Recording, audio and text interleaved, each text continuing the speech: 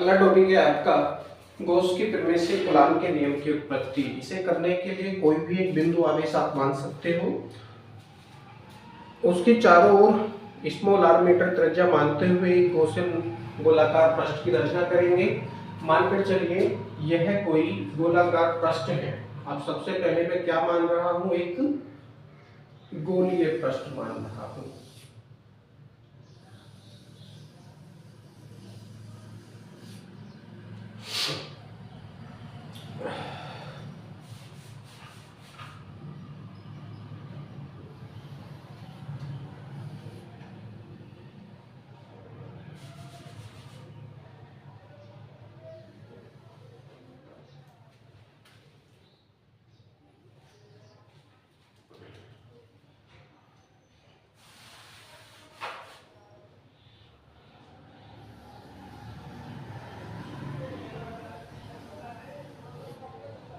लगभग गोल बन चुका है।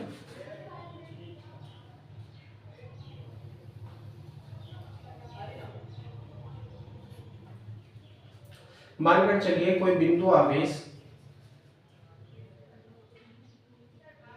बिंदु O पर रखा है। बिंदु आवेश हमने Q माना है और इसके जो बाहर हमने गोल आकृति बनाई है यह गॉसियन पृष्ठ है। गॉसियन पृष्ठ को डॉट डॉट करके आप दिखाते हैं, डॉट डॉट डॉट डॉट करके आप इसको दिखाएंगे।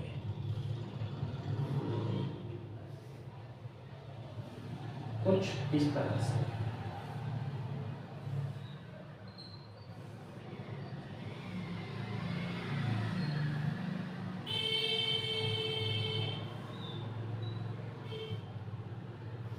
ये गॉसियन पृष्ठ की हमने रचना कर ली है इसके चारों तरफ, और इसकी जो रेडियस हमने मानी है वो स्मॉल आर मानी है। स्मॉल आर इसकी रेडियस है, त्रिज्या है।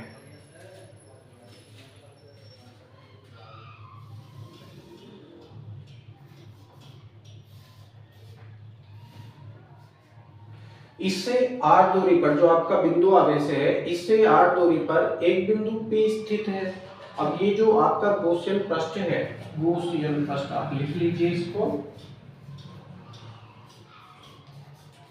ताकि समझने में आसानी रहे। गॉसियन पृष्ठ,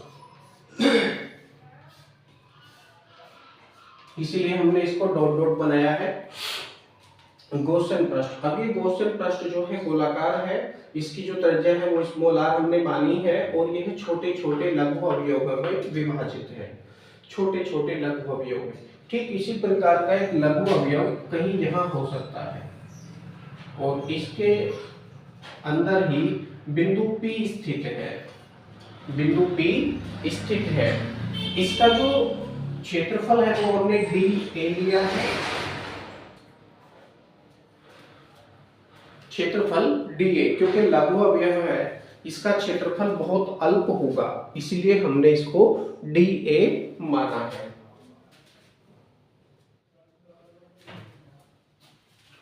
अब क्योंकि जो आपका आवेश है Q वह धनात्मक है, आवेश Q धनात्मक है, तो इसके कारण बिंदु P पर उत्पन्न होने वाला विद्युत क्षेत्र की जो दिशा है वो त्रिज्यतः बाहर की ओर होगी, अर्थात E वेक्टर कुछ इस तरह से आप दिखा सकते हैं, बाहर की तरफ। अब आप देखेंगे dA वेक्टर और E वेक्टर के बीच में कोई भी कोण नहीं बन रहा है, तो थीटा इक्वल टू क्या होगा, 0 डिग्री। थीटा इक्वल टू 0 डिग्री यहां पर होगा। अब आप ज्ञात करेंगे लघु अवयव dA से, लघु अवयव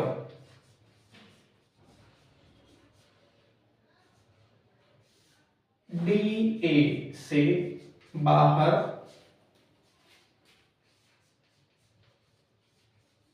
गुजरने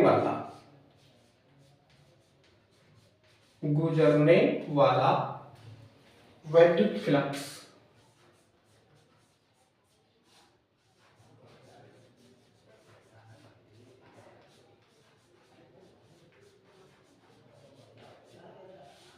ध्यान देंगे क्योंकि जो आपका अवयव है डी वो लघु अवयव है, बहुत ही छोटा सा क्षेत्रफल है। इस छोटे से क्षेत्रफल से बहुत ही कम मात्रा में वैद्युत फ्लक्स बाहर गुजरेगा, तो यह भी अवयव ही होगा अर्थात लघु ही हो गया। इसको लिखेंगे D phi E. D phi E equal to हो जाएगा E vector dot D A vector, E vector dot D A vector सूत्र से।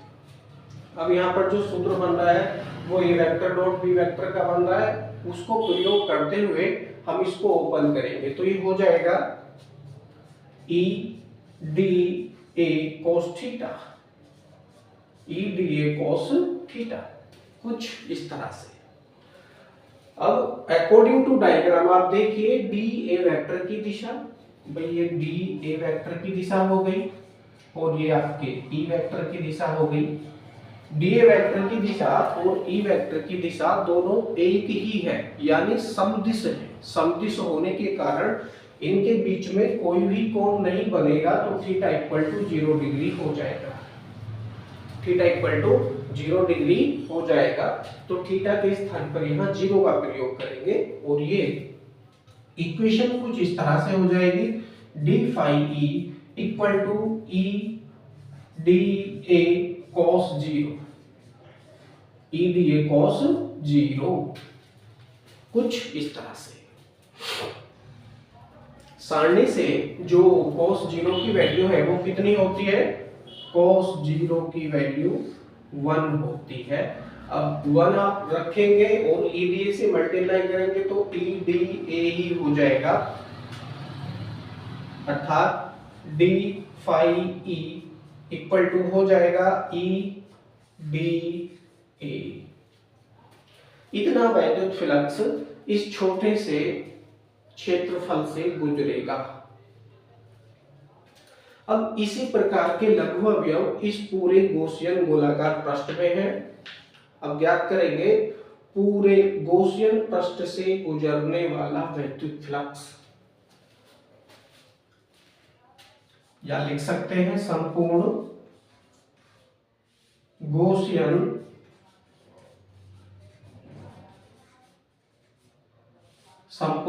गॉसियन गोलाकार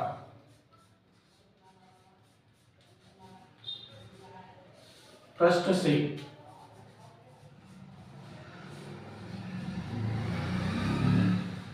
गुजरने वाला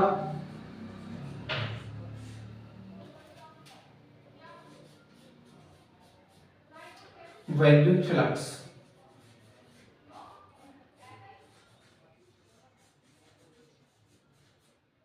अब देखिए पूरे गॉसियन पृष्ठ से गुजरने वाला वैद्युत फ्लक्स आप ज्ञात कर रहे हैं तो उसको डी फाई ई से शो नहीं करेंगे, उसको फाई ई से शो करेंगे, क्योंकि पूरे गॉसियन पृष्ठ से गुजरने वाला ज्ञात कर रहे हैं आप, तो फाई ई से आप इसको शो करेंगे और हो जाएगा phi E equal to close integration A और अंदर रहेगा D phi E, D phi E, क्योंकि इसी प्रकार के लघु अवयव इस पूरे पृष्ठ में उपस्थित है। तो पूरे गॉसियन गोलाकार पृष्ठ से गुजरने वाला वैद्युत फ्लक्स आप याद कर रहे हैं, तो फाई ई इक्वल टू हो जाएगा close integration A D phi E, और डी फाई ई की वैल्यू कितनी आ रही है आपके पास, ई डी ए। कैलकुलेशन करने के पश्चात आपने यह वैल्यू ज्ञात की है, तो इस वैल्यू को आप यहां प्रयोग करेंगे और हो जाएगा phi E equal to close integration A और अंदर रहेगा ई डी ए। अब जरा ध्यान देंगे, जिन राशियों में डिफरेंशियल नहीं चल रहा है, अंतर नहीं चल रहा है, वह राशियां अंदर रहती हैं, और जिन राशियों में डिफरेंशियल नहीं है वह कॉमन करके बाहर निकाल दी जाती है समाकलन करते समय, इंटीग्रेशन करते समय। तो राशि जो तीव्रता है वह नियत है, पूरे पृष्ठ के लिए जो तीव्रता है वो नियत है, क्योंकि आवेश Q नहीं परिवर्तित हुआ। जब आवेश Q परिवर्तित नहीं हुआ तो उससे क्या है, E की वैल्यू परिवर्तित नहीं होगी। वैद्युत क्षेत्र की तीव्रता पूरे पृष्ठ के लिए बिल्कुल बराबर रहेगी, किसी भी दिशा पे आप देख लीजिए। और ये भी बात सत्य है क्योंकि यह गोलाकार है। जितनी त्रिज्या इस तरफ है उतनी ही त्रिज्या ऊपर की तरफ भी है, इस तरफ भी है और नीचे भी है। तो दूरी तो बिल्कुल बराबर बराबर है सभी बिंदुओं पर, इसीलिए वैद्युत क्षेत्र की तीव्रता भी बिल्कुल बराबर बराबर होगी। इसलिए यह राशि नियत है, कांस्टेंट है। तो कांस्टेंट वाली वैल्यू को बाहर निकाल लेंगे और हो जाएगा phi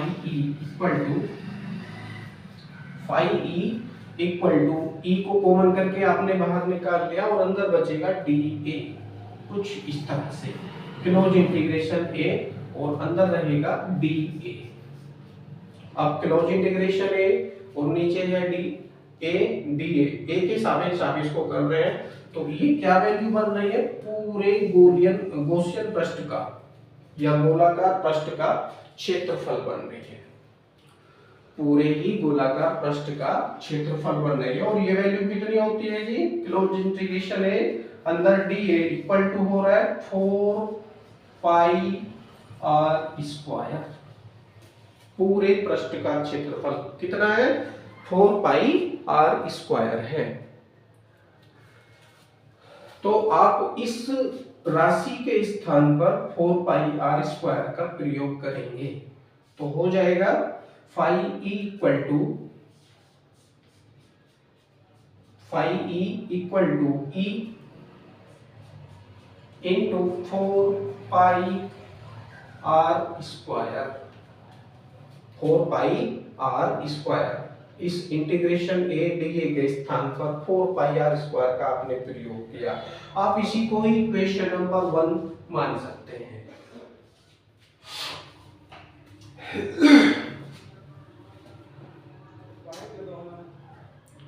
ये आ चुका है पूरे गॉसियन पृष्ठ से गुजरने वाला वैद्युत flux. phi equal to E into 4 pi r square. आपने इसी को ही समीकरण नंबर 1 माना है। आगे देखिए,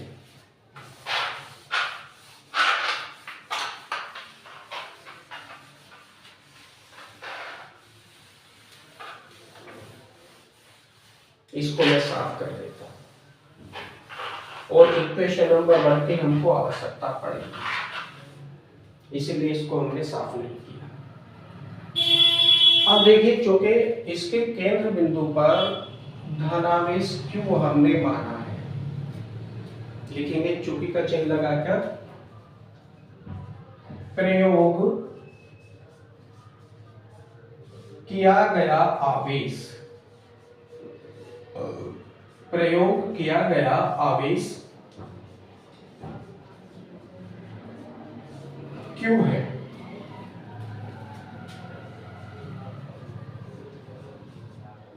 तब गॉस की प्रमेय से, गॉस की प्रमेय से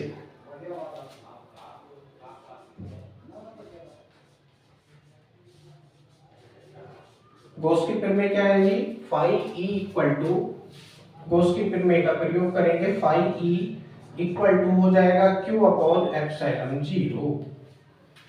phi E equal to Q upon epsilon 0, ये गॉस की प्रमेय है। आप चाहो तो इसको इक्वेशन नंबर 2 मान सकते हो और इसको इक्वेशन नंबर 2 मानकर समीकरण 1 में समीकरण 2 की तुलना करके E की वैल्यू को फाइंड कर सकते हो। और यदि आप ऐसा ना करो तो आप phi E की वैल्यू को सीधा सीधा समीकरण नंबर 1 में भी रख सकते हो, जो आपको उचित लगे वो आप कर लीजिए। तो मैं यहाँ क्या कर रहा हूं, नई लाइन से phi E की वैल्यू को, phi E का मान कहां रख रहा हूं, समीकरण 1 में, समीकरण 1 में रखने पर यदि रखेंगे तो प्राप्त होगा E into 4πr², E into 4πr² equal to Q upon epsilon 0, Q upon epsilon 0। कुछ इस तरह से ये इक्वेशन हो जाएगी। अब यहां से आप वैद्युत क्षेत्र की तीव्रता ज्ञात कर लेंगे, तो वैद्युत क्षेत्र की तीव्रता हो जाएगी यहां पर E इक्वल टू 1/4 एप्सिलॉन 0 और Q अपॉन r² न्यूटन प्रति कूलम्ब। यानी जो आपका केंद्र में जो धनावेश रखा है उससे r दूरी पर यानी इसके परिधि पर कितनी 1/4 epsilon 0 Q upon r² Newton प्रति कूलम्ब वैद्युत क्षेत्र की तीव्रता उत्पन्न होगी। परिधि पर यदि कोई भी बिंदु उपस्थित है तो आप परिधि के बाहर आप जा रहे हो, कहीं यहाँ जा रहे हो, यहाँ जा रहे हो, तो डिस्टेंस तो परिवर्तित हो जाएगी। उसके लिए भी यही सूत्र का प्रयोग करके वैद्युत क्षेत्र की तीव्रता ज्ञात कर सकते हैं और पृष्ठ पर भी वैद्युत क्षेत्र की तीव्रता का यही सूत्र है। तो इससे इन वैद्युत क्षेत्र की तीव्रताओं को ज्ञात किया जा सकता है। अब ध्यान देंगे, एक छोटी सी लाइन और लिखेंगे थ्योरी में, जो आपका लघु अवयव है DA, लघु अवयव DA है, इस पर आप एक और परीक्षण आवेश Q0 मान सकते हैं। रखा हुआ जो आपका बिंदु P है, लिखेंगे माना थ्योरी में, माना बिंदु P पर एक धन परीक्षण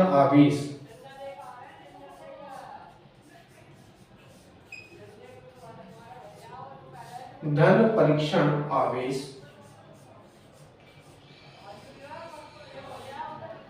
Q0 रखा है।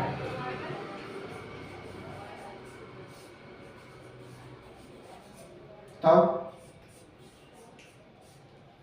इस पर लगने वाला वैद्युत बल, इस पर लगने वाला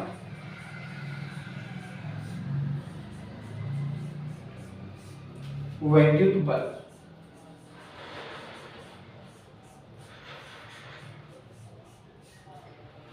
बल क्या हो जाएगा, क्योंकि इसकी वैल्यू कितनी है Q0 आपने मानी है और वैद्युत क्षेत्र में ये स्थित है, क्योंकि बिंदु P पर रखा हुआ है, तो वैद्युत क्षेत्र की तीव्रता यहाँ पर काम कर रही है, तो वैद्युत क्षेत्र की तीव्रता वाले पदों में ही सूत्र का प्रयोग किया जाएगा, अर्थात हो जाएगा F equal to Q0 into E। इसकी वैल्यू कितनी है Q0 आपने मानी है और ये परीक्षण आवेश भी आप इसको कह सकते हैं। तो Q0 इंटू P इसका सूत्र हो जाएगा न्यूटन में, इतना बल लगेगा इस आवेश पर। तो क्या करेंगे, E की वैल्यू को आपने यहाँ फाइंड कर लिया, आप इसको इक्वेशन नंबर 2 मान सकते हैं। तो क्या करेंगे, समीकरण 2 से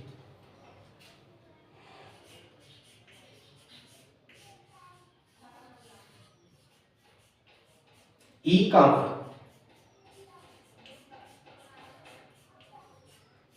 का मान रखने पर, यदि रखेंगे तो प्राप्त होगा F equal to Q0 into 1/4 epsilon 0 और Q अपॉन r²। अब आप इसको संशोधित करके भी लिख सकते हैं सही फॉर्म में, तो हो जाएगा F इक्वल टू 1/4 एप्सिलॉन 0 को पहले लिखिए, 1/4 एप्सिलॉन 0, Q इंटू Q0 का मल्टीप्लाई हो रहा है, तो Q into Q0 upon R square, और ये वैल्यू किसमें है, न्यूटन में, तो न्यूटन।